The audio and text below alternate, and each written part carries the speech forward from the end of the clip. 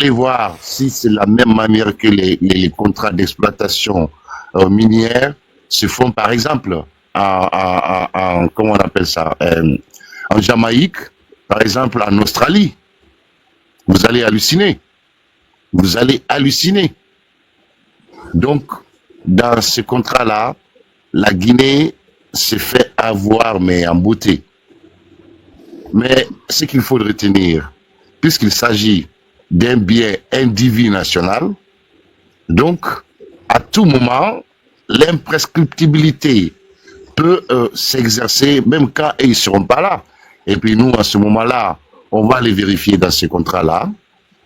Et il faut retenir que on est en train de parler là du contrat qui a pour nom contrat synalagmatique et qui est qualifié de contrat international. Un contrat est qualifié international dès lors que les parties co-contractantes au contrat sont issues de deux pays différents. Donc il y a d'autres possibilités. Il y a ce qu'on appelle la Convention de Rome. La Convention de Rome existe pour des contrats internationaux. Et cette convention a établi des seuils à ne pas dépasser. Des seuils, enfin, il y a des dispositions qui existent et devant être appliquées à un contrat international liant deux pays ou deux personnes issues de deux pays distincts. Vous comprenez? Et donc, il y a lieu, quand on veut commencer à faire l'examen de tel contrat, il faut aller voir si les parties sont membres de cette Convention de Rome. Si elles le sont, les parties, eh bien, donc, d'office, s'appliquent les dispositions de cette Convention de Rome au contrat, tout en respectant les codes miniers du pays où le contrat s'exécute. Voilà. Et en l'espèce, ce que moi j'ai remarqué à ma connaissance, la Guinée est lésée dans cette affaire, mais recto verso, monsieur. Recto verso. Donc ça, trop entrer dans les détails, juste pour vous donner une idée comme ça, pour vous dire que la Guinée, dans ce contrat-là, en plus, comment vous pouvez nous expliquer qu'on établisse de tels contrats sans que le préalable ne soit appliqué? Le préalable voudrait que ce contrat-là soit préalablement discuté à l'Assemblée. Donc que les représentants du peuple consentent et que ils fassent ce qu'on appelle le rapport, c'est-à-dire le rapport le motif, un rapport motivé pour dire que oui, pour tel besoin, en urgence, peut-être que la Guinée, sa caisse est vide, peut-être que la Guinée, pour investir dans l'électrification, ou en tout cas, un motif sérieux probant. Et pour ces motifs, la Guinée a décidé d'exploiter le mont Nimba pour qu'elle puisse avoir de l'argent afin de... Donc ça, c'est un premier point, un premier élément indispensable. Et après, bien si la majorité a rapporté, c'est-à-dire de manière consensuelle, l'exploitation, il y a le Sénat. Après, il y a le Conseil constitutionnel qui doivent aussi étudier la moralité. Est-ce que vous avez pensé à la future génération qui, quand même, peut-être d'ici 20, 30 ans, ce sera peut-être une génération où il y aura une promotion qui est formée pour l'exploitation des hauts fourneaux, pour au moins, ou alors, si vous voulez, pour la transformation sur place, pour que la matière puisse être vendue et avoir beaucoup de plus-value, pour que ça remporte beaucoup plus que ça l'est aujourd'hui, si aujourd'hui, voilà. Donc, eux aussi, ces institutions vont faire ces analyses-là.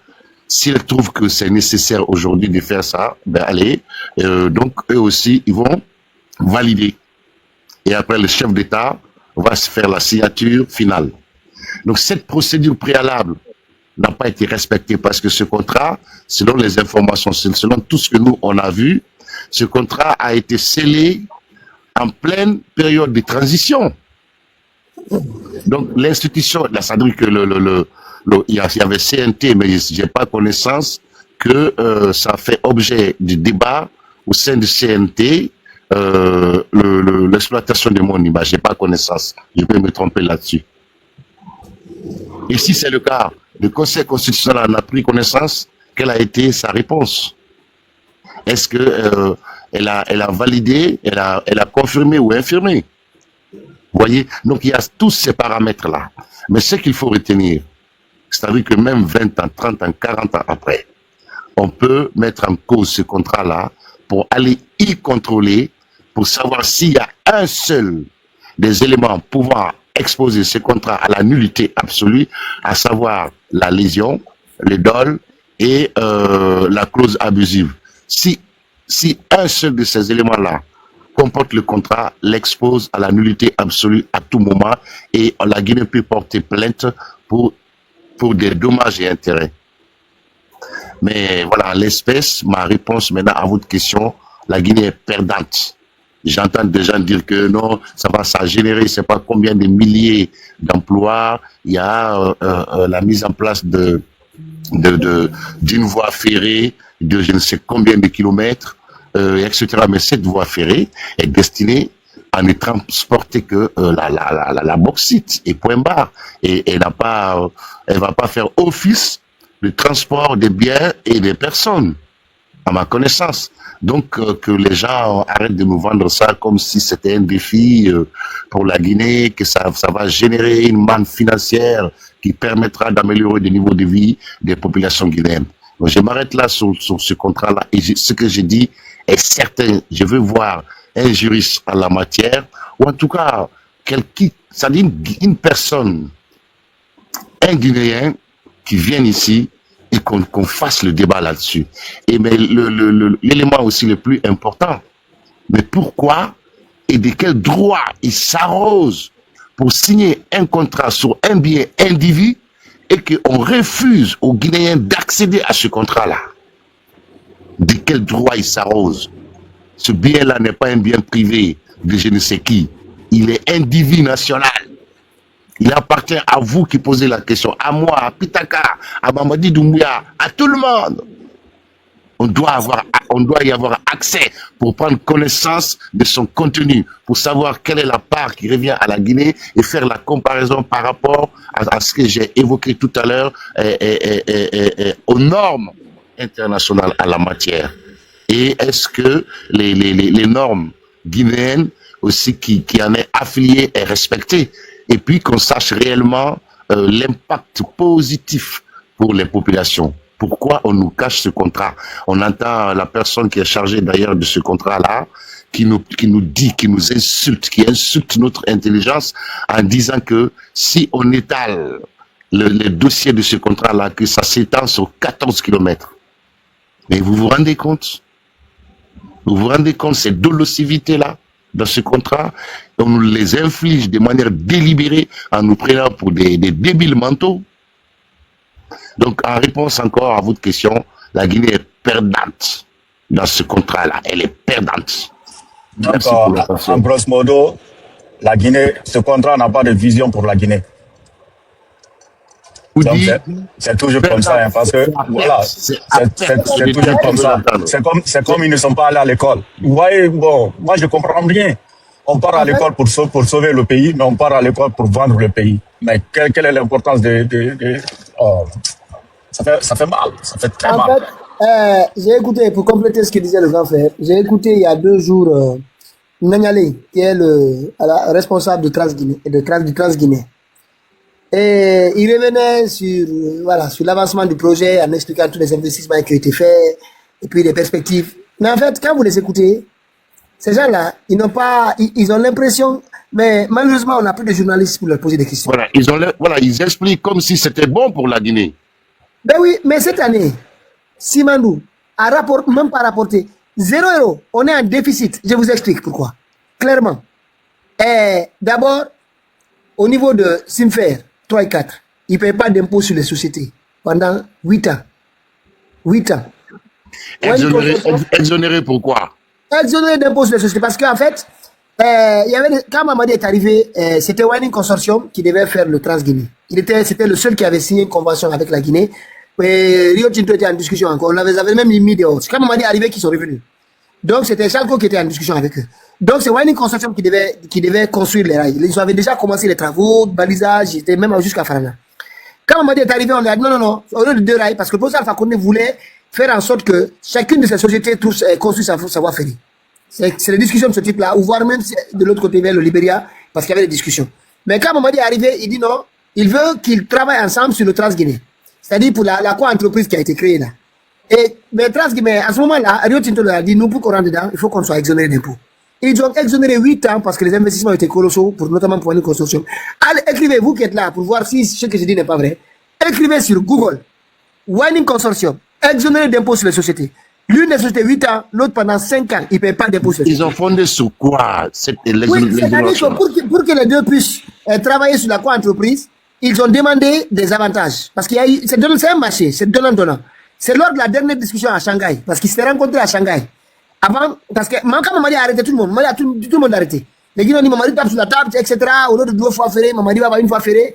Et on nous dit Mamadi a obtenu 15% sur le Trans-Guinée. Mais les 15% qui ont été obtenus, c'est parce que Rio Tinto, ils ont accepté de rentrer dans le Trans-Guinée. C'était l'équivalent. Mais seulement, si nous, au lieu de céder, et les 15% aussi qu'on nous a donné là, c'est pour les exonérer d'impôts. C'est-à-dire que Trans-Guinée, pendant, je pense, c'est 15 ou 17 ans, je ne me rappelle pas, c'est entre 15 et 17 ans, ils vont payer de l'impôt diminué, je ne sais pas, aux alentours de 15% aussi. Au lieu de payer à taux plein, ils vont payer 15% pendant plus de 20 ans. Et ça, c'est sur le Trans-Guinée. Hein. C'est ce qui a été fait. Alors que, si la Guinée n'avait pas obtenu, la Guinée avait dit, OK, c'est pas nous qui construisons les rails. Ce sont les deux, ceux qui exploitent le bloc 1 et 2 qui construisent les rails. Nous, on se désengage et puis ils nous payent des taxes. On tire les taxes et autres sur le fonctionnement. Mais qu'est-ce qu'ils disent? Mais la Guinée aurait eu beaucoup à gagner en prélevant des taxes sur l'exportation de Trans-Guinée au lieu des 15%. D'autant plus que les premières années, c'est dans certains documents, ils n'ont pas tout publié, mais quand vous allez voir certains commentaires sur parce que Rio Tinto, Chalco, même Winning Consortium, chacune de ces sociétés-là, ils ont investi beaucoup d'argent en Guinée. Donc, du coup, parce que, oui, c'est colossal, hein, ce qu'ils ont mis en Simandoula. C'est près de 20 milliards qu'on est en train d'investir. Donc, ils doivent rassurer les actionnaires. Voilà, en Chine, partout, pour leur dire, écoutez, ce qu'on a investi en Guinée, on a quand même des avantages. Donc, quand vous allez voir, il y a certains articles, c'est dans les articles là, si vous allez voir sur Bloomberg ou autre, très souvent, ils parlent de, souvent, hein, notamment les agents de cotation, ils parlent souvent de Simandou. C'est là-bas que vous allez obtenir ces informations, parce que ceci essaie de rassurer les actionnaires sur les avantages qu'ils ont obtenus en Guinée. Et c'est écrit, ils disent en même temps que les investissements sur Trans-Guinée, les amortissements vont être beaucoup plus rapides. C'est-à-dire, le taux d'amortissement est beaucoup plus élevé dans les premières années. Ce qui signifie que même quand il n'y aura pas de bénéfices, et le peu de bénéfices qu'on va imaginer 1 million ou $1 million, la Guinée n'aura que 15% dans ces $1 million. 15%. Et ça, c'est au cas où l'amortissement, comme ils le disent, n'est pas accéléré, comme il est à un taux assez élevé. Et tout ça, c'est des avantages qu'ils ont donnés. Et l'importation aussi des matières premières pour l'exploitation de Simandoula, toute la construction, c'est 0 taxe douanière, 0 franc guinéen. 0 franc, ça rapporte rien. Dans l'avenir, je suis certain, hein, et en même temps, imaginez le port de Morbaya, qui devait être un port en eau profonde. C'est quoi, 15% de 20 milliards, c'est quoi? C'est 300 millions? Ça, 50 fois 2, quoi. 300 millions, oui, multiplié 2 fois 15, exactement, 300. Ouais. Et ça, avec l'amortissement, parce que là, ils leur ont dit, vous amortissez rapidement vos investissements. Donc, bon, ils vont amortir rapidement. Et les amortissements, d'abord, vous savez très bien qu'on va d'abord avant d'estimer les bénéfices, les amortissements vont être mis de côté. Donc, les bénéfices là qu'on va partager dans les 15% de Trans-Guinée, ça rapporte quoi à la Guinée? Non, mais ça me donne la nausée. Ce sujet me donne la nausée. Et le port de Morbaya, ça devait être un port en eau profonde. Et ce n'est pas le cas. Et ces derniers jours, je ne sais pas si vous avez vu un Chinois qui a expliqué, c'était pas le sujet, hein, mais vraiment bon, comme il a posé la question, on revient dessus. Il y a un Chinois qui a embarqué un conteneur depuis la Chine. Le conteneur est venu en Guinée, il a quitté la Guinée, il est allé en Gambie, de Gambie, le conteneur est revenu en Espagne. Et jusqu'à maintenant, le conteneur n'est pas rentré en Guinée. Et il demande maintenant au port de Conakry, qu'est-ce que vous faites? Vous comprenez? Je ne sais pas, je vais partager. En attendant, quand je passe la parole à certains d'entre vous, je vais rechercher la vidéo pour la partager pour ceux qui ne l'ont pas consultée. Et donc, qu'est-ce qu'ils font? Ils sont en train de discuter avec le port de Morbaya pour la partie qui est encore fonctionnelle. Et c'est même pas complètement fonctionnel, là. On ne sait même pas à quel pourcentage. Ils montrent rien. Ils disent qu'ils veulent qu'une partie du port de Conakry, que le port de Morbaya commence à servir d'accueil de certaines, d'une partie des activités du port de Conakry. Mais tout ça, c'est faux. Ça n'existe pas. C'est pour calmer les... Archi faux. Au fait, tu vois, de tels contrats, on commence, la Guinée doit commencer d'abord à faire comprendre à son co-contractant la teneur de sa matière, la qualité de la matière qui doit faire objet d'exploitation. Ça, c'est le premier élément important. Mais deuxièmement, pour mettre une infrastructure routière quelconque permettant de transporter ça dans un bateau à mer, mais ça n'incombe pas à la Guinée. Ça ne doit pas incomber à la Guinée. À aucun moment, c'est à prendre ou à laisser. Si tu as besoin, ma matière est là. Ça vous intéresse? Oui, si ça vous intéresse, elle est de telle qualité. Et comme à ce jour, le prix unitaire de la tonne est tant, alors que ce prix unitaire de la tonne sur le marché international, ces matières-là n'ont pas les mêmes qualités que la mienne, déjà, on commence là. Mais comment on peut coopérer? Mais attends, je vais expliquer ça de manière terre à terre. Comment, Pitaka, on peut coopérer sur ta maison que tu as construite, par exemple? La maison que tu as construite. Désormais, tu veux vendre cette maison-là. Mais tu vas coopérer sur quoi? Avec qui? Pour cette maison qui doit être exploitée parce que quelqu'un a besoin des murs de cette maison. Non, tu vends. Tu as besoin, ok, moi je vends à tel. Vous voulez ou pas? Au fait, c'est de ça qu'il s'agit, Pitaka. Ah, mais comment je vais amener chez moi? Ah, mais tu te débrouilles. En tout cas, moi, ma maison, elle est là. Vous avez vu comment elle est belle. Vous avez vu, les murs sont costauds. Et tout ça, si moi, je n'ai... Voilà. Mais dire que non, on va mettre les... Mais je n'ai pas... Ça ne m'est pas. Si Mandou ne rapporte rien. Rien. Ça ne peut rien rapporter dans 10 ans. Rien. Par la suite, oui. Pourquoi pas?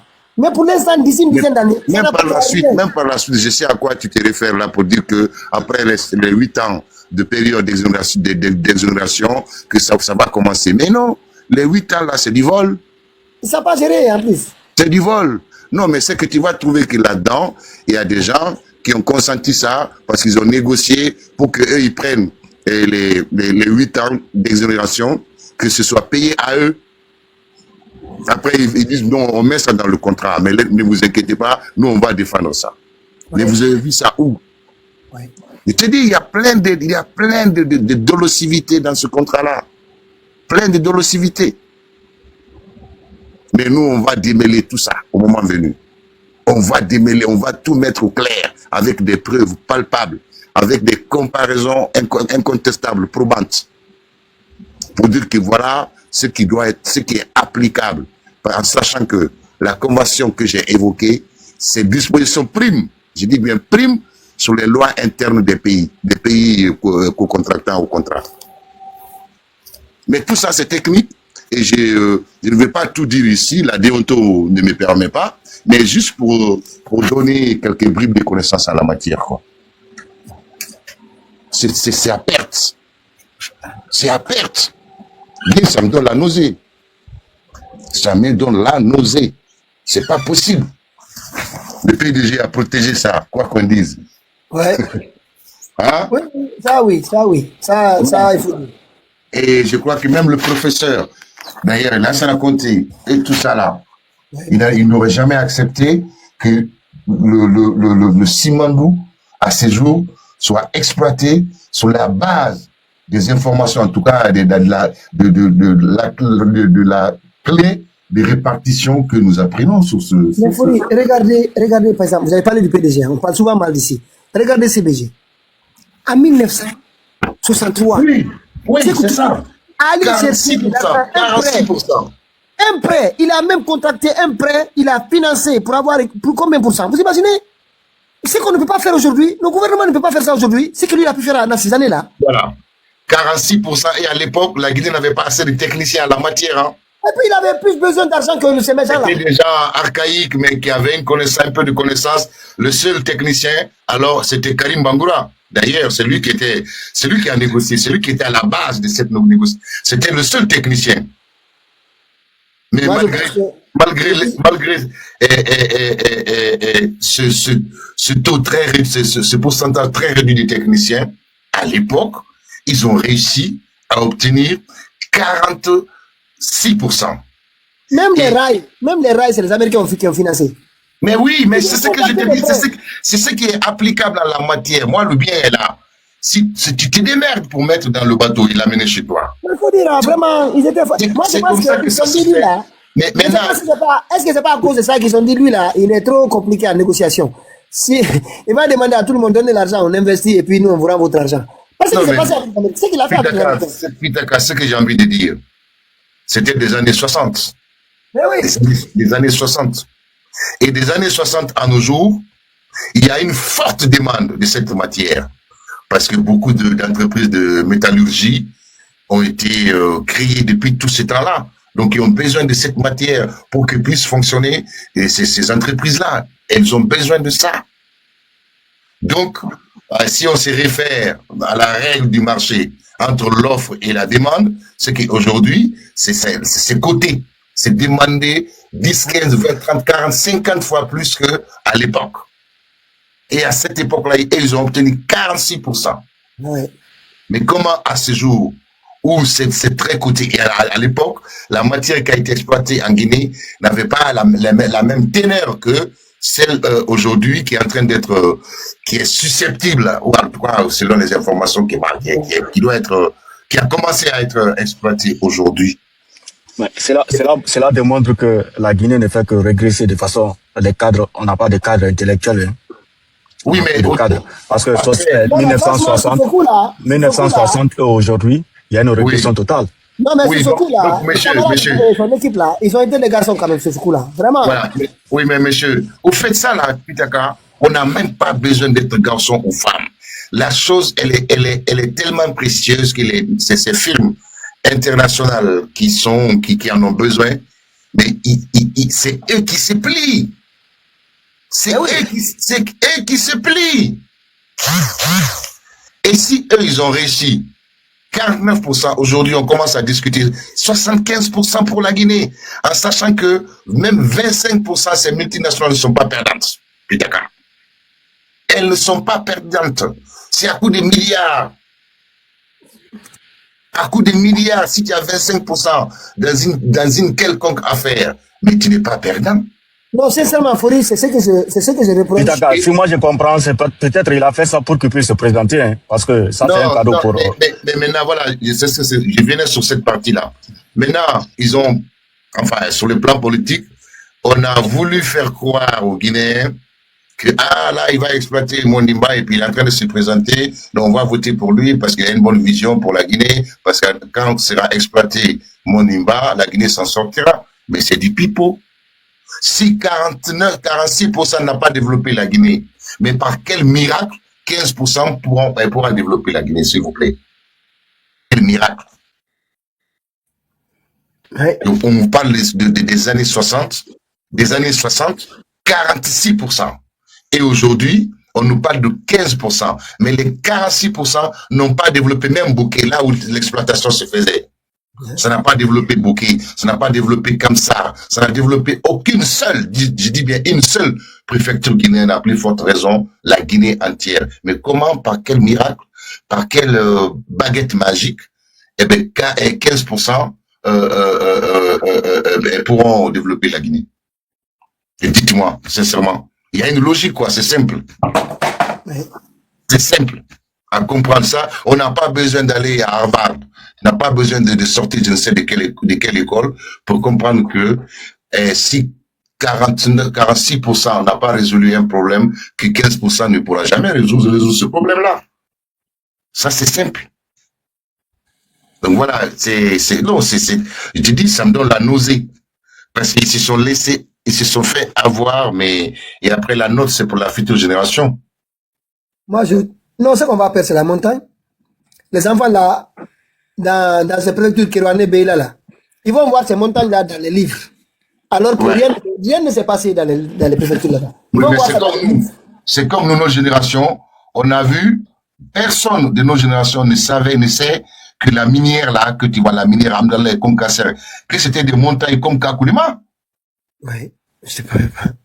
Personne ne sait, on n'a pas vu ça. Et ça, les Blancs, ils ont exploité ça, cadeau, sous le joug colonial. Cadeau, sans contrat, rien.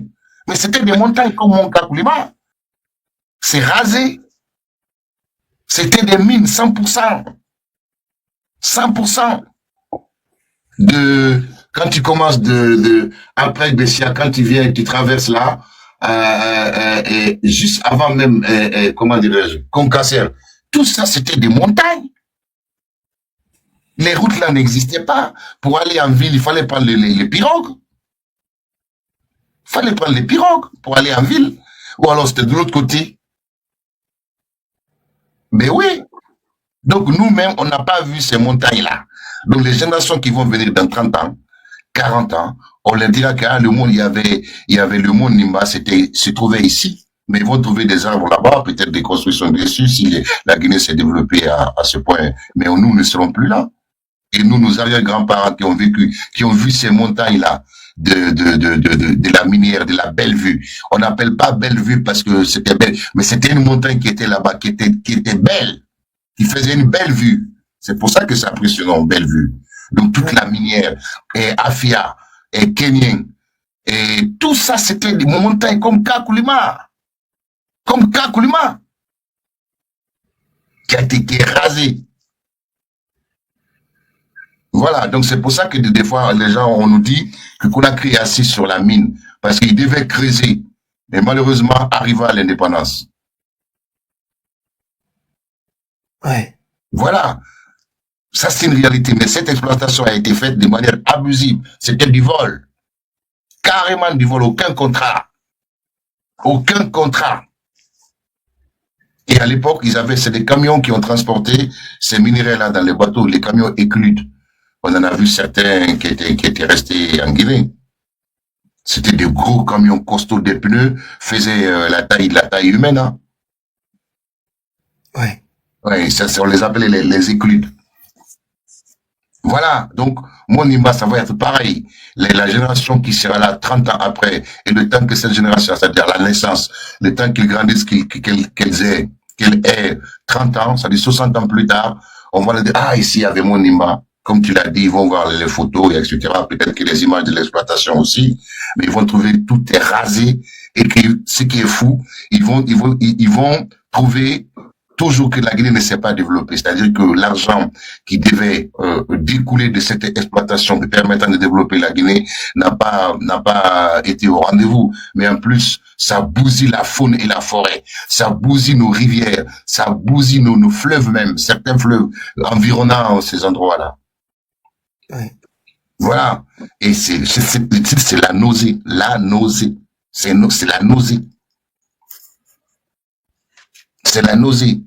Et ça, quand on parle de ça, mais tu vois des gens te prennent pour l'ennemi de la Guinée.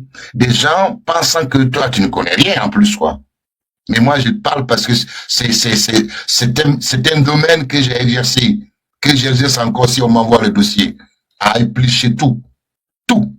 Ouais. À orienter, à conseiller et à orienter. Pour dire à l'espèce ce qui doit en être fait.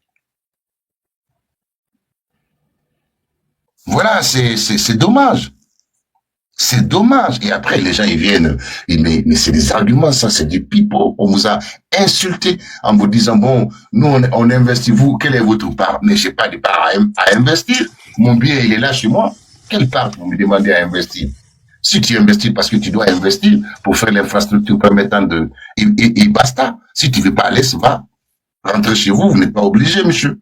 On va garder ça pour la future génération qui sera formée à son exploitation et à sa transformation sur place pour que d'ailleurs nous puissions en vendre avec la plus-value nette, quoi. Et c'est tout. C'est eux qui doivent se plier à ça, c'est une réalité. Mais tu viens de l'évoquer, de l'indiquer tout à l'heure. Et ça a toujours été comme ça. Quand vous allez en Australie, ça va être comme ça. Si tu vivais pour exploiter, c'est toi qui mets l'infrastructure pour l'amener chez toi et dans ton bateau. Mais si tu trouves l'infrastructure mise en place préalablement par le pays, tu payes les taxes pour l'exploiter, pour l'usage de l'infrastructure, qu'elle soit routière, qu'elle soit ferroviaire. Et puis, vous voyez, en fait, quand on voit l'exploit quand même qu'ils ont réussi à son toit, et quand vous consultez, parce qu'il y a un document que j'ai pu consulter, la longueur de la voie ferrée de Sangaré au port de Kamsa, c'est 135 km. Voilà. Et imaginez si la voie ferrée, elle a été financée par les Américains. La Guinée a obtenu sur la voie ferrée 49%. Vous savez c'est quoi notre contribution? C'était la mise à disposition du sous-sol, où la voie ferrée doit passer. C'est tout. On a eu 49% en donnant, c'est là la voie ferrée passe. On vous donne le sous-sol là-bas, où la voie ferrée passe, on a 49%. Par rien donné. C'est tout. Au fait, ils sont capables de faire ça en 1963. Et là, il y a deux choses l'une, Pitaka. Soit on les a menti parce qu'on a compris qu'ils sont ignorants, ou alors ils savent. Mais comme ils savent, au fait, il y a des gens de ce gouvernement-là qui empochent l'argent pour dire que non, on va faire, attendez, on va faire comme ça, mais moi, vous me payez tant, moi, je vais dire que c'est comme ça que ça fonctionne. Mais non, ça fonctionne pas comme ça. C'est pas possible. Mon bien est là, il est à moi.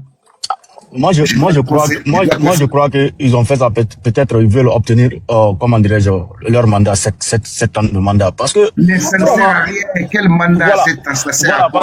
Parce que c'est ce que je dis. Ça leur petite place là, ça leur importe beaucoup plus que la vie de la Guinée.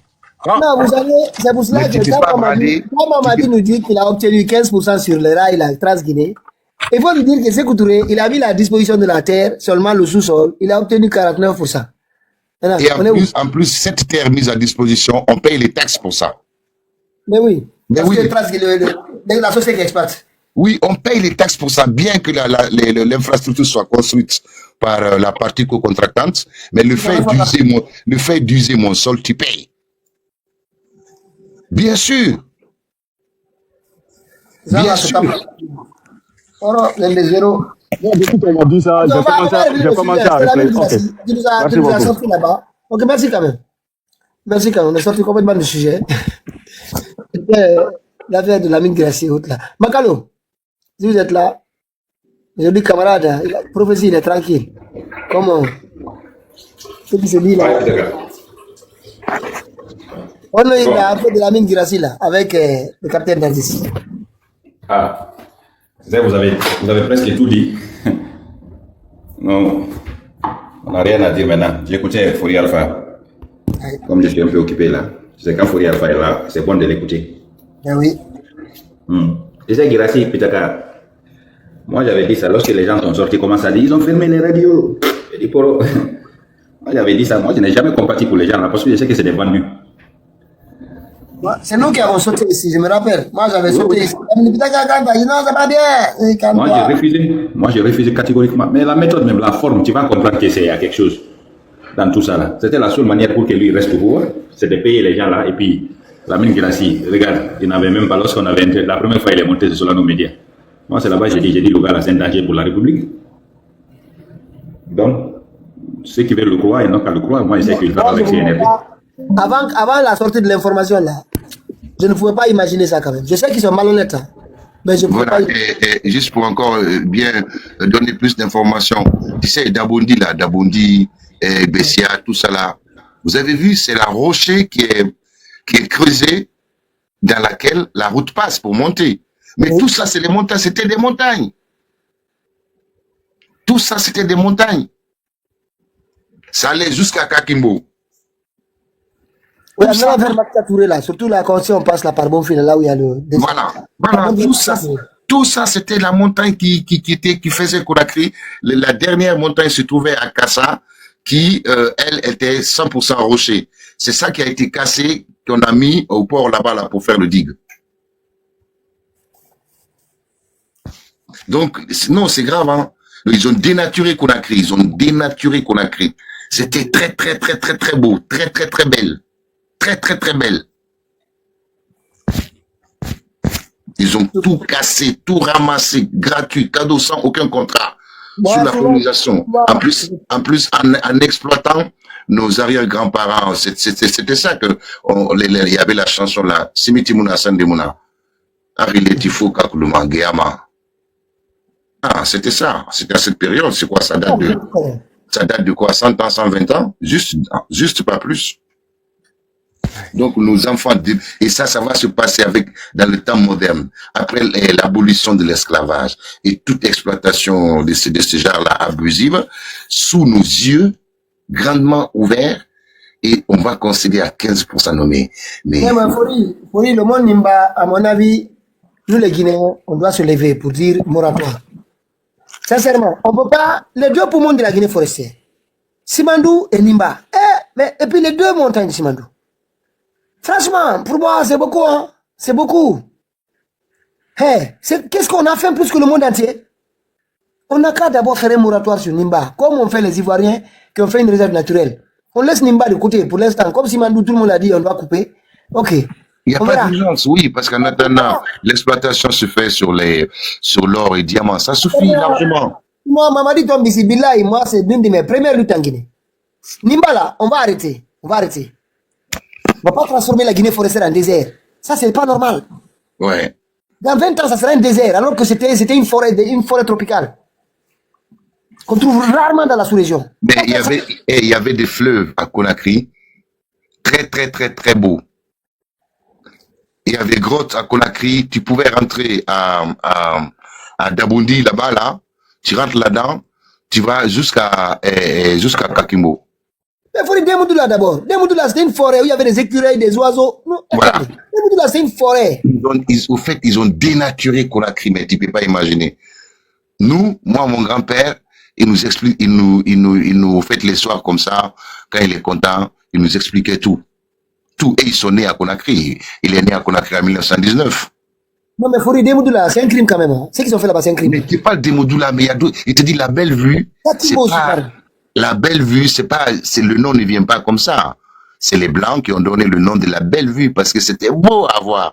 Au fait, c'était une montagne qui brillait, au fait. Demoudoula, c'était joli. Est-ce que vous avez été à Demoudoula dans les années 90? Tu dis ça à moi? C'est magnifique.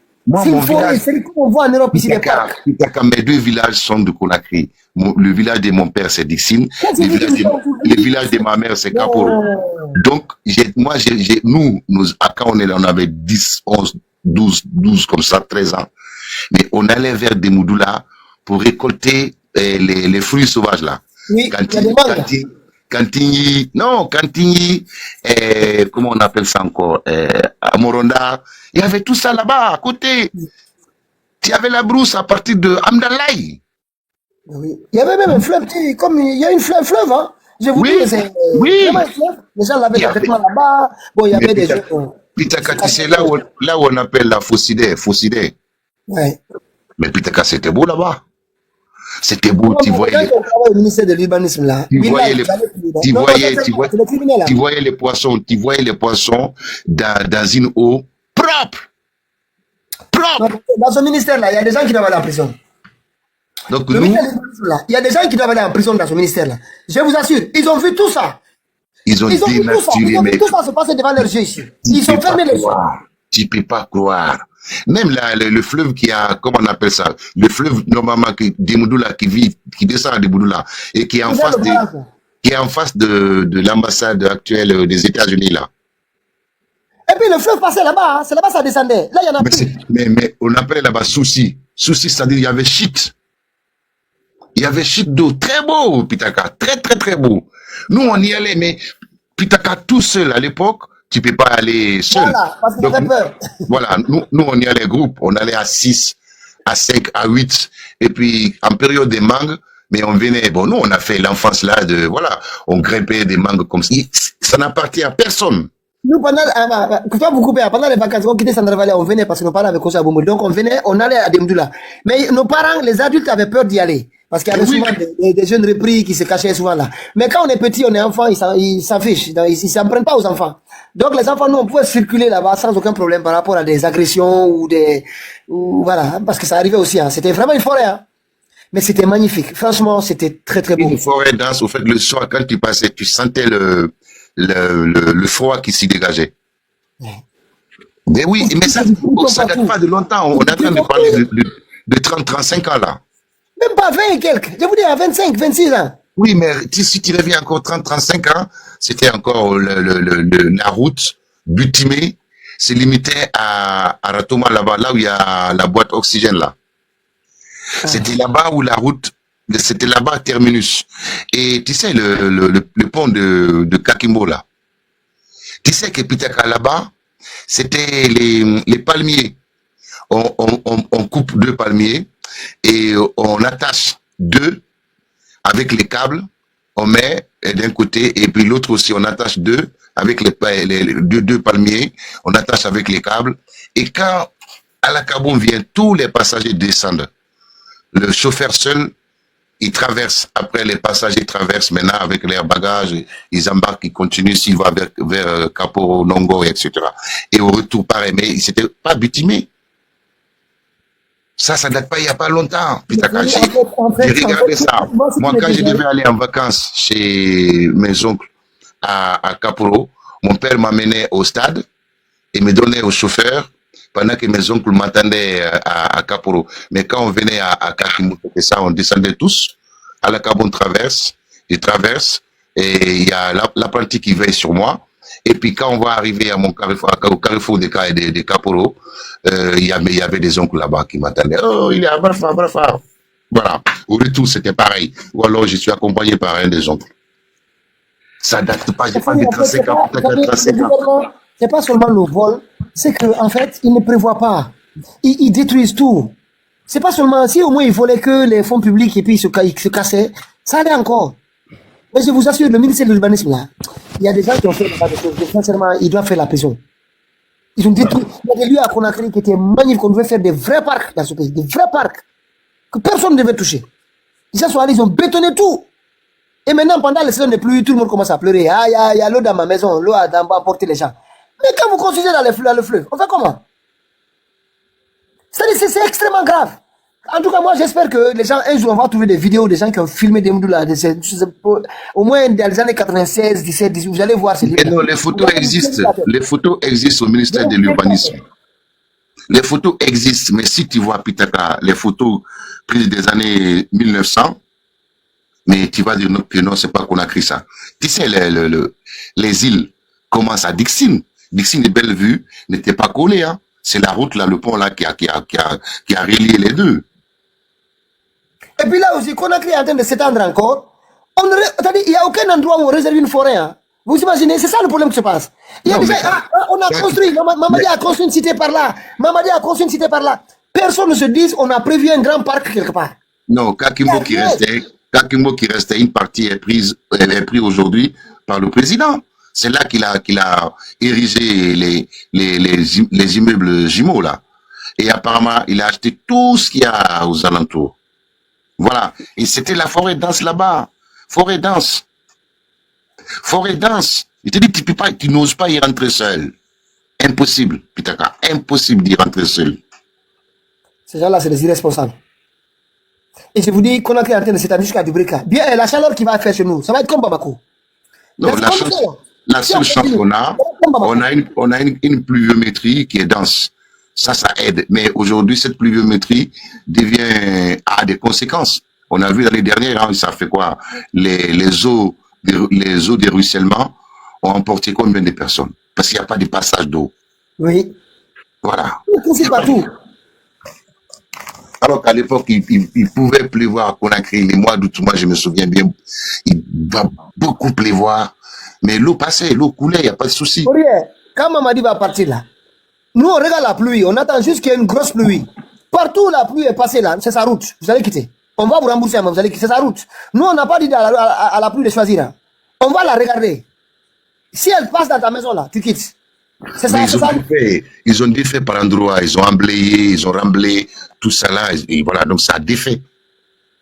Ça défait. Ils sont pas sérieux. Et puis, même les KPC là, ils ont fait des concessions de routes là-bas, il n'y a pas de fossé, il n'y a rien. Même des fois, des gens non, mais c'est incroyable. Non, mais KPC n'est pas responsable. KPC est simple. Voilà. KPC et on lui dit, voilà, c'est cette route, et cette route, elle est déjà tracée par l'État. Lui, il vient juste pour butimer, et c'est tout. Que ce soit KPC, que ce soit Guiter, qui que ce soit qui a une entreprise qui exerce ce métier-là, bon bah c'est l'État, hein, c'est l'État qui trace la route, comme ça, l'État brut, et pour moderniser, pour enfin viabiliser, rendre accessible et praticable, bah,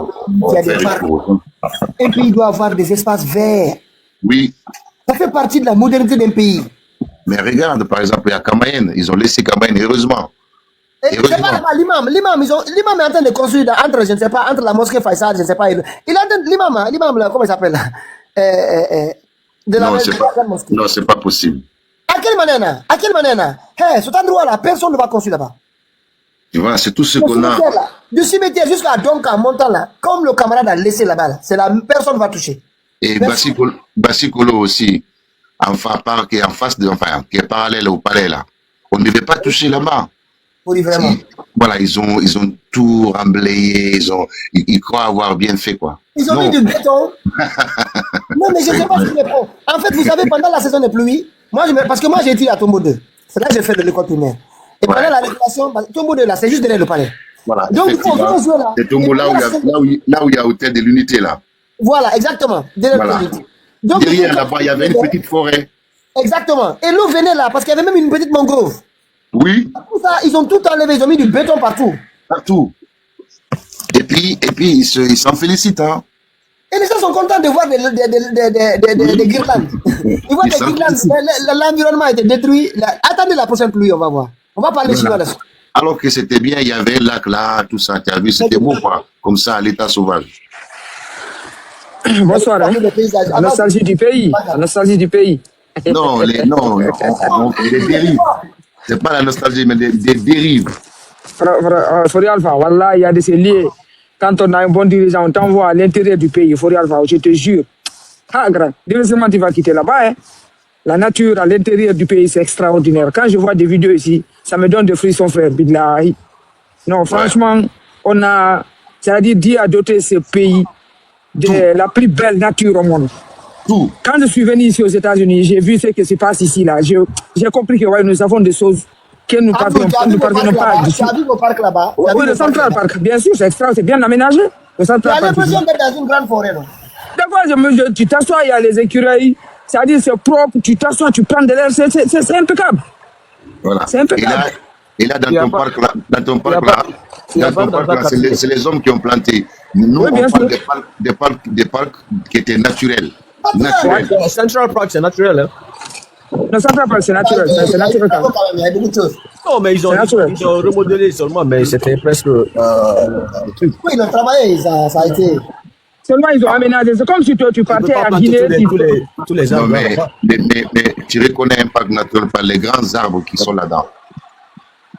Il y avait des grands arbres dans Takimbo, dans Wanindara. Ils ont tout coupé, tout. Les dirigeants. Et puis, en fait, moi, ce que je trouve grave, c'est que le Conakry est en train de s'étendre vers Djibril. Et rien n'est prêt pour ça.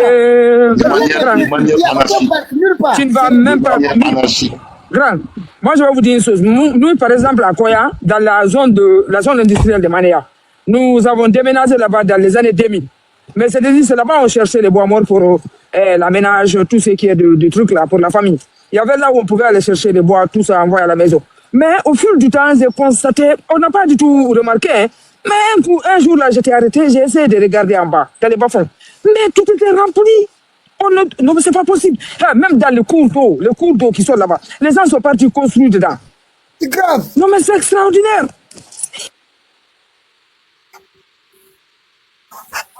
Il n'est pas tard, hein. Il n'est pas tard pour changer ça. Mais Conakry, c'est pas grand. Si on a un État sérieux, mais les gens, pour les rétrocéder. Conakry là-bas, il dit tel hectare, tout le monde s'en va. On fait un parc. On commence à reboiser. Parc. Ouais, et après, il y a un parc qui sort de terre. On recase les gens. On ne va pas les rester comme ils ont acheté. Ils sont là il y a longtemps. On construit des immeubles, comme partout en Europe ou aux États. On construit des immeubles. Voilà, vous étiez sur ce terrain. On considère que ça vous fait au moins 2, 3 appartements. Mais par contre, vous devez quitter là. Et basta. Parce que ça s'appelle ça bail partage, tu vois. Et peut-être 6, on fait 4 étages, les 2 appartiennent à ces gens-là, et 2 autres appartiennent à l'État. Et basta. L'affaire est réglée, la Guinée récupère ses parcs. Voilà. Nous n'en avons même pas, il n'y a même pas de parcs. Parce que la zone verte qui était aménagée là, à Anta, ils ont tout démoli, tout. Ils ont tout, mais c'est pas possible. Ah oui, Anta aussi. Il y a le cadastre là-bas. Si on va vérifier le cadastre là-bas, tout est clair. Hein. Tout est clair là-bas. Les documents sont là-bas. Il suffit de les mettre sur la table et les vérifier. Non, bon, moi, je voulais même et puis peut-être, moi je voulais même demander, est-ce qu'il y a une structure de conservation de la nature en Guinée? Ben oui. Bien sûr que ça existe. Elle existe. Ah, mais le pire, le plus d'accord de tout ça. Non, excuse-moi, monsieur.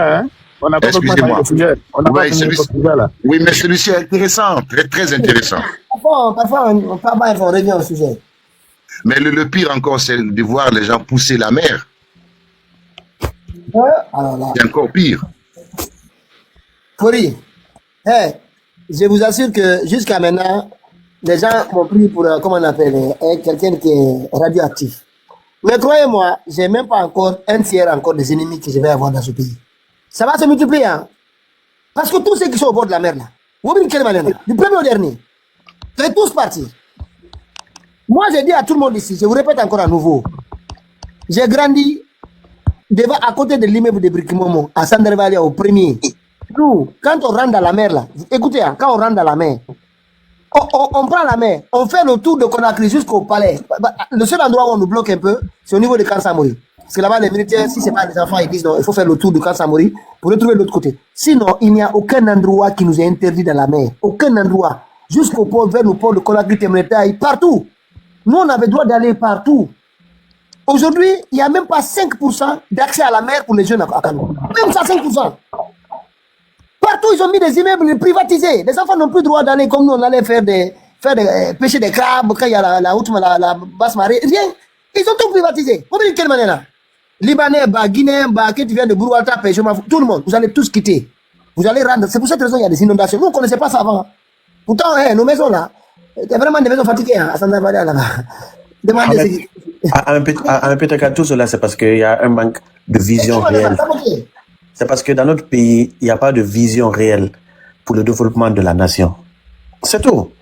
Sinon, vous-même, vous avez pris exemple ici aux États-Unis du cas du Central Park. C'est parce que il y a eu des personnes qui ont réfléchi et ils se sont dit il y a des choses qu'on doit conserver pour la nature. Parce que c'est quelque chose qui est bénéfique pour l'être humain. Mais chez nous, c'est le contraire. On détruit tout. On détruit tout. Juste pour avoir la facilité de se faire de l'argent ou bien de se faire la belle vie en construisant des immeubles. Mais c'est pas ça le développement. Ouais. Ah, il y a même ici, il y a des États qu'on conserve naturellement. Par exemple, on ferait mieux la belle vue en conservant les espaces verts que de faire monter les tours, les bétons. Oui. C'est de cela que je veux en venir. Même ici, à New York, il y a des immeubles. Mais exemple, à New Jersey est considéré comme le Central Park, c'est-à-dire un État vert par rapport à New York. Parce que New York, c'est juste des immeubles partout. Mais à New Jersey, tu peux voir des parcs là, des hectares, des milliers d'hectares.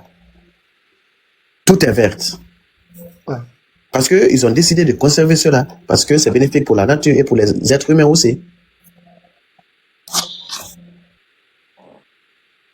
En fait, moi, ce qui m'inquiète, c'est l'expansion de la ville de Conakry. Et quand j'ai vérifié jusqu'à vers du PK partout, je trouve qu'il n'y a pas de prévision c'est-à-dire, le moindre terrain, tu vas voir les promoteurs immobiliers, ils sautent dessus.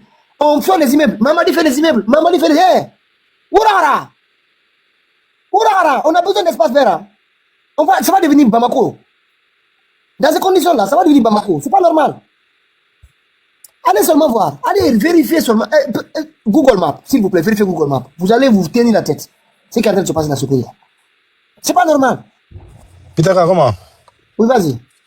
Tu vois, ici aux États-Unis, à Chicago, la plupart des États aux États-Unis, c'est là. Tu peux rester là où tu vis.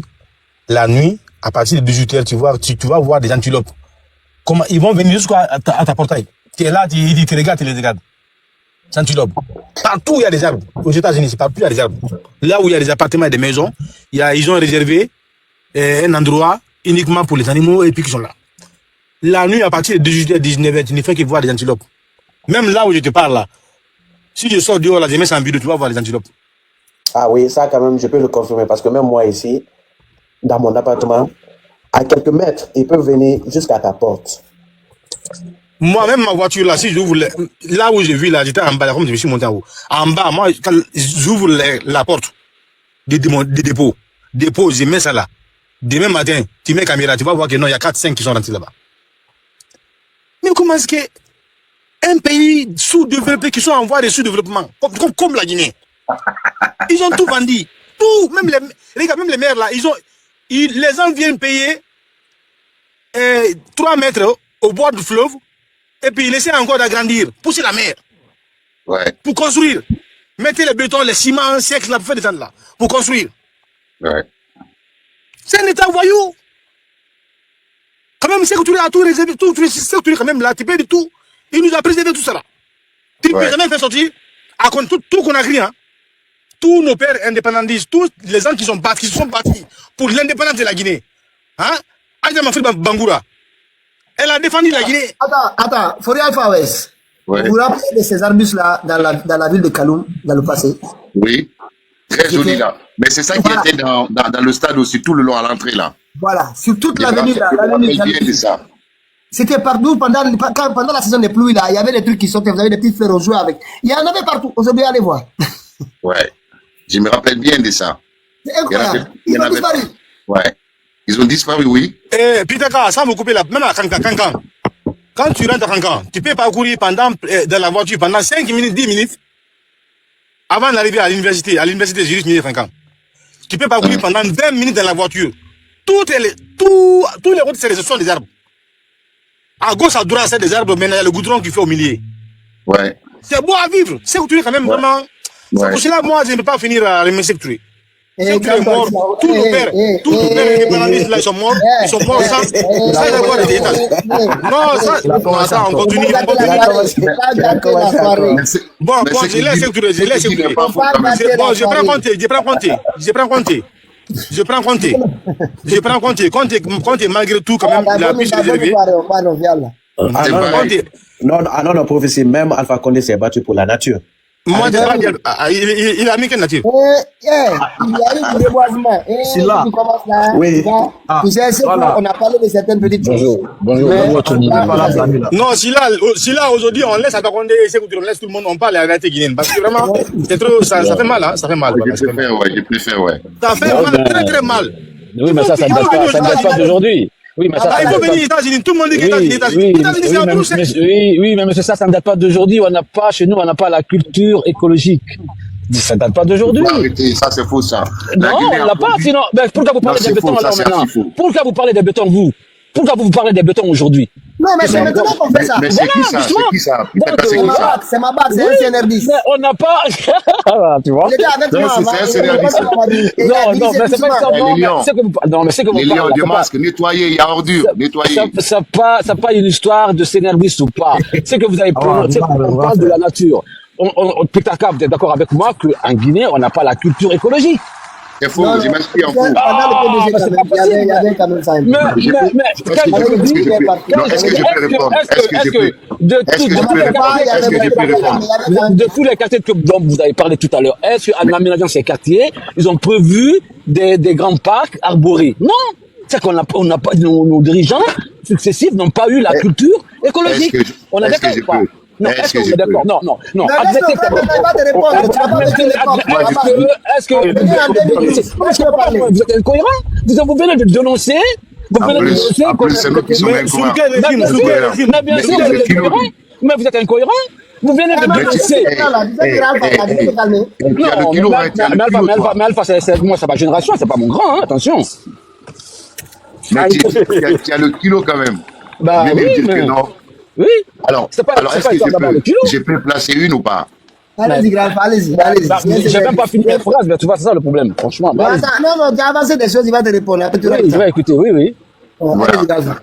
Alors, la Guinée a produit, sous le PDG, plus de 16 000 ingénieurs agronomes. J'ai dit bien plus de 16 000 ingénieurs agronomes. Ça n'a existé dans aucun pays d'Afrique, y compris Afrique blanche ou subsaharienne. Aucun pays. Pour dire que ce que vous dites est faux et archi faux. Non, franchement, moi j'ai connu les heures des FAPA. Écoutez-moi très bien. Voilà, Quand on parle d'écologie, monsieur, écoutez, on parle pas d'agriculture là. On parle d'écologie. Je vous dis qu'on n'a pas la Guinée. Écoutez-moi, vous avez dénoncé ici. Vous avez dit, ce que vous dites n'a rien à voir avec l'écologie. Ça n'a rien à voir avec former les agronomes. Arrête, c'est pas de parler de j'ai pas fait une minute. Voilà. Comment tu peux séparer ingénieur agronome à un écologiste? Comment tu peux séparer les deux? Mais c'est qui lui là? C'est qui lui là? Comment tu peux séparer les deux? Impossible. D'où il vient lui là? Après, il me parle du FAPA, machin, l'agriculture. Mais quand on te dit ingénieur agronome, c'est quelqu'un qui connaît la forêt, c'est quelqu'un qui connaît la terre, c'est quelqu'un qui est censé connaître qu'est-ce qu'on peut planter ici, c'est quelqu'un qui est censé connaître qu'est-ce que cet endroit on doit laisser. Monsieur Alpha, vous confondez, monsieur Alpha West, vous confondez tout. Monsieur Marc, si je peux, Monsieur Alpha Il n'a même pas fini. La première phrase. Il est en train de confondre, Pitaka, quand même. C'est pas comme ça. Quand il confond, Monsieur Marc, attendez. Voilà, Monsieur Marc, attendez. Monsieur Alpha West, ce qu'il dit, je ne suis pas totalement d'accord avec lui. Mais d'une part, moi, je dirais que après le PDG, il n'y a pas eu de politique réelle pour pouvoir conserver la nature dans notre pays. Comme il le dit, écologiquement, on a failli. Juste quelques secondes, accordez-moi 2 secondes. Au fait, ce monsieur-là, c'est écrit au moins Mabak, au fait, les gens des eaux et forêts sont commandés, organisés par les ingénieurs agronomes. Donc je ne comprends pas comment vous pouvez dissocier les deux là, je ne comprends pas. Allez-y, j'ai envie de vous écouter là-dessus, allez-y. Bon, moi je ne dissocie pas les deux. Ce que moi je veux faire comprendre que il n'y a pas eu de politique réelle vis-à-vis de l'écologie dans notre pays pour conserver la nature. Sinon, on parle des autres pays. Exemple, aux États-Unis. Mais au moment de quel s'il te plaît, fais ton micro. Non, il y avait des agronomes. Laisse-le finir. Attends ça. Mais il doit d'abord dire. Prophétie, attends. Ce que moi je dis, comme M. Alpha West l'a dit, je suis d'accord avec lui. Ce que je dis, moi je dis politiquement, il n'y a pas eu quelque chose qui a été mis en place pour pouvoir conserver notre écologie naturelle en Guinée. C'est pourquoi j'ai dit que ce que M. Marc a dit, d'une part, je ne suis pas d'accord avec lui, mais écologiquement, il n'a pas fait raison. Nos dirigeants n'ont pas eu l'idée d'avoir politiquement de mettre en place une structure de pouvoir conserver, comme M. Alpha West et M. Piteka l'a dit, dans les années 1900, dans les années du premier régime, la nature était là. Mais par après, politiquement, ça a disparu. Et maintenant, on fait face à cela. Donc, ça veut dire que, d'une part, nos dirigeants ont failli dans ce secteur. Monsieur Mabak, j'ai hâte de vous écouter, s'il vous plaît, allez-y. Merci. Monsieur West, vous avez parlé de combien d'ingénieurs agronomes formés en Guinée. Mais est-ce que pendant tout ce temps, est-ce qu'on est sorti est-ce que la Guinée est un pays qui a atteint l'autosuffisance alimentaire? Non, monsieur, soyons clairs. Non, écoutez, on ne va pas à pas. La question est-ce qu'on peut dissocier? Vous avez décidé de m'écouter ou pas? Vous avez essayé de décider de m'écouter ou pas? Allez-y. Voilà, merci. Quand vous parlez de la formation des agronomes, mais on était sur l'écologie. L'aménagement de la nature, l'aménagement de la nature, mais ça n'a rien à voir, monsieur. Ça n'a rien à voir, vous. Vous avez parlé tout à l'heure de la forêt de Kakimbo. Vous avez parlé tout à l'heure de la forêt de Demoudoula. Ces coins-là ont été bâtis avec du béton, sans aménagement. C'est pour ça que je vous ai dit que on n'a pas eu une culture écologique. les ingénieurs qui se sont occupés de ces endroits-là, les ingénieurs... C'est les fonctionnaires véreux qui sont au ministère, qui sont fermés là-dessus. Ils n'ont pas eu cette culture écologique pour c'est pas... Mais oui, mais c'est ça que moi, de ça, je vous parle pas d'agriculture ici. Je vous parle du plan d'aménagement d'un milieu urbain qu'on a créé, bon, bien sûr, ça a été appelé à développer, il allait avoir des bâtiments de toute façon. Mais il fallait quand même conserver ce côté un peu, respecter l'écologie, la nature. C'est ça le bon. On a que de respirer. De respirer, on est d'accord. Mais ça n'a rien à voir avec l'agriculture, monsieur. Mais si, parce que les ingénieurs là... Attends, je peux. Pitaka, pardon, donne-moi une minute là. Non, c'est Alpha d'abord. Non, je vais d'abord poser une question. S'il te plaît, c'est Alpha va finir sa mission d'abord. Allez-y, prophétie, s'il te plaît. Il faut me laisser le temps. Quand on parle des réalités, tu allez-y. Dans 6 ans, vous allez laisser le temps dans ce pays, on est en retard. Qu'est-ce que tu parles? on est en train de parler sur le plan économique.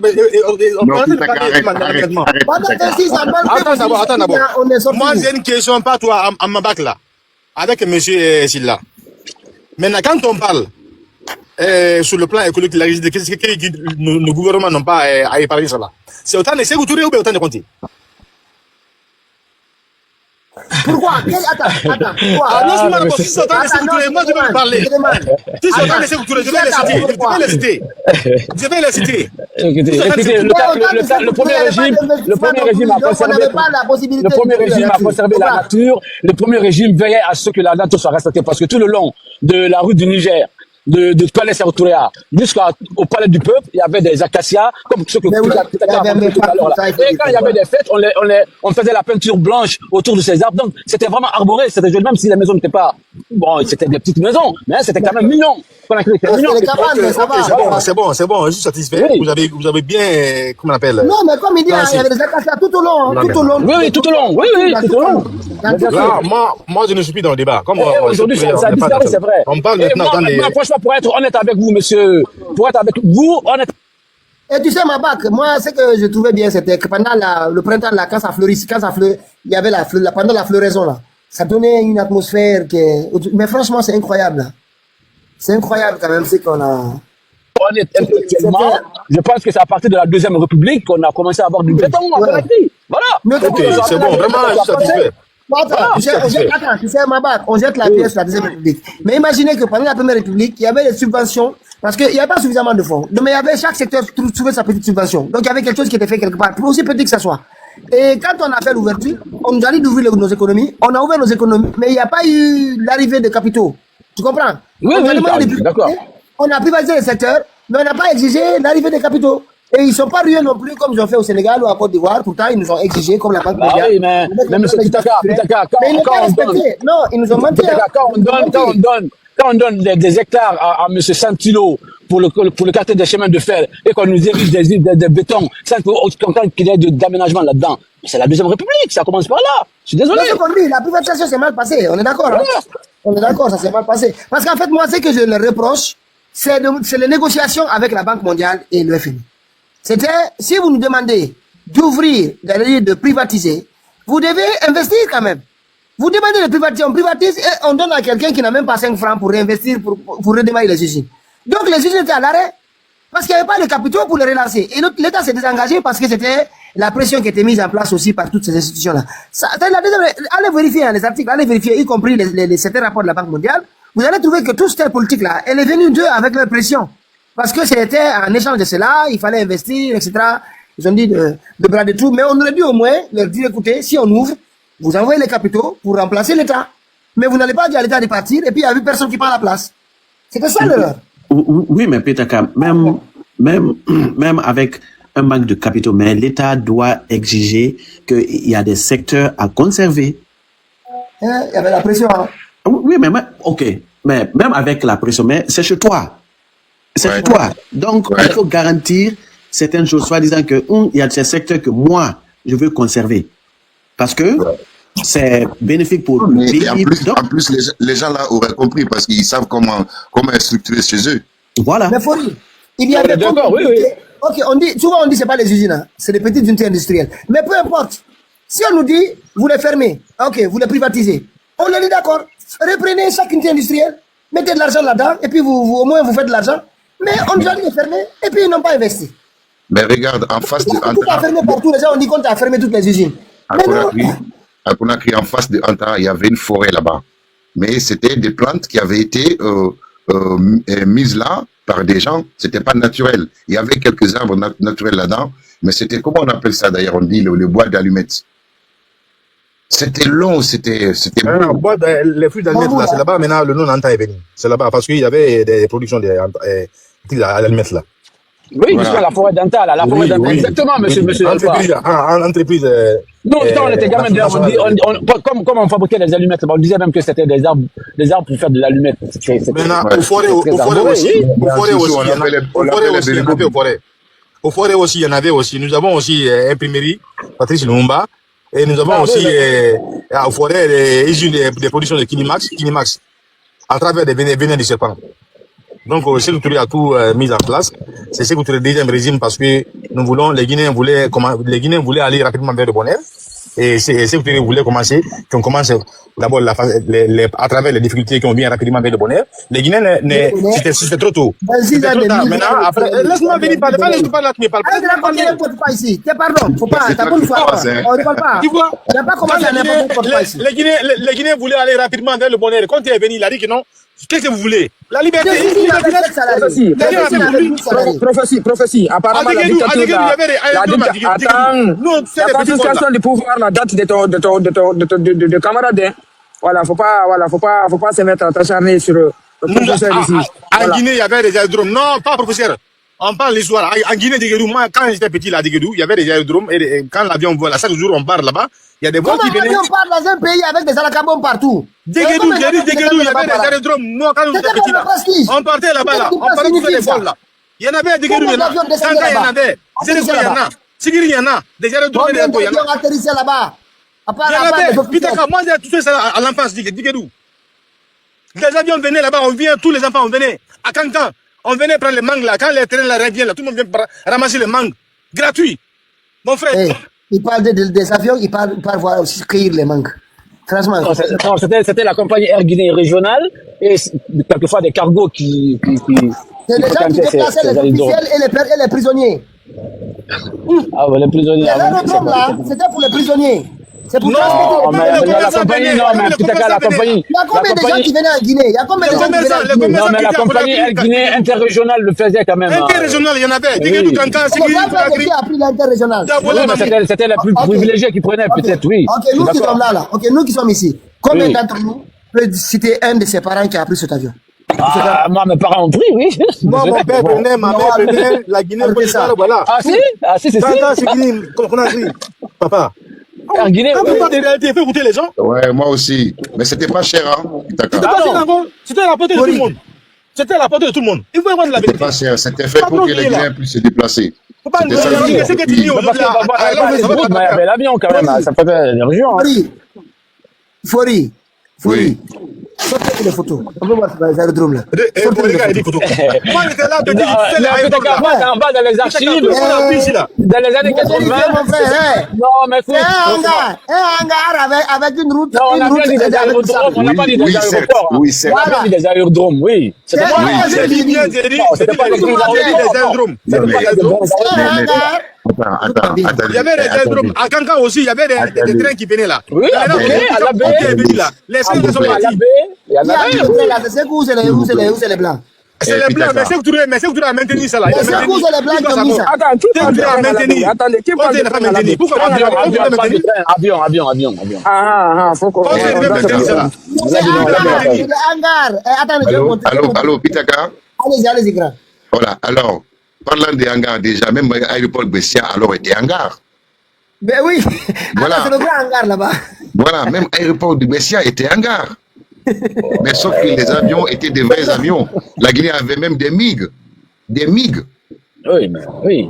Il y avait des avions de transport, mais la Guinée avait des MiG aussi. Et aujourd'hui, c'est un hangar? Aujourd'hui? Non, aujourd'hui. Il n'y en a pas. Les enfants ne connaissent Non, pas. est-ce qu'aujourd'hui, l'aéroport de Bessia, là, Ahmed Sékou Touré de Bessia, est-ce que c'est un hangar aujourd'hui? C'est un hangar encore. Non, même ça, c'est de mauvaise foi. Non, il faut... Non, mais si, ils ont changé quand même depuis le temps de... Ils ont fait des travaux depuis le temps de Condé, même de Conté. Ça a transformé quand même jusqu'à aujourd'hui. Ok, mais tu vas comparer ça à quel aéroport de l'Afrique de l'Ouest?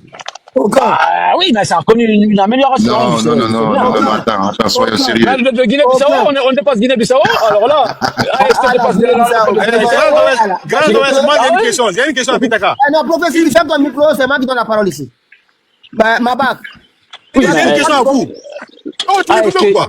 AST dépasse l'aéroport de Guinée-Bissau, même de la Sierra Leone. Je suis désolé. Non, c'est faux. C'est faux.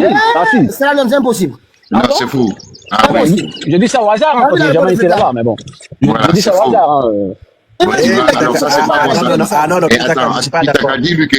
Dis-lui que c'est pas bon. Qui a été ici à l'aéroport de Freetown? Mais moi, arrête ça, Pitaka. Arrête ça, Pitaka. L'aéroport, depuis quand tu as été là-bas, ça va de quand?